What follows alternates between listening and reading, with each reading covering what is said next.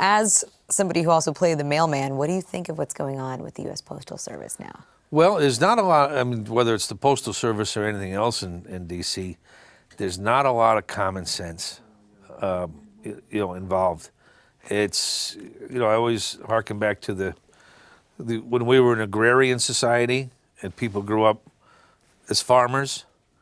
Well, you don't even have to go to school, and you've got a lot of common sense, because you can't call 1-800-fix-my-barn-door in the middle of a blizzard at 2 in the morning. You got to do it yourself. Even actually the commandant on West Point, I asked him, I said, where do the best officers come from? He said, farms.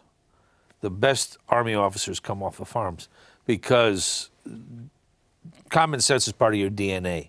So, but now we've switched from that agrarian society, in the 1900s, late after World War II, and we become more city, suburb-based, where we call somebody else for our problems. And when you grow up like that, you always assume that someone else is going to solve it for you. So you're saying that Washington thinks that someone else is going to solve all the problems? I think innately, I think that before you take office in this country, and I don't care if it's mayor to president, it doesn't make any difference, you should be required to assemble a bookshelf from IKEA, or a coffee table, or change the oil of your car. Something to show the rest of us that you've got a little common sense. Sail a boat.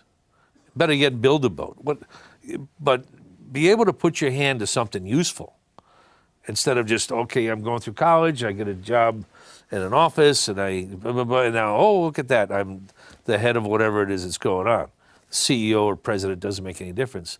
But you should have common sense. There should be a common sense test. All right, fair enough. I think how do you test common sense necessarily? But yeah, be able to do something, to maybe build something on your own, prove that you can be self-sustaining in some circumstance. But then conversely, should you tell every politician that they need to spend some time in an urban center as well, if you're going to get a pulse on where the majority of populations live these days?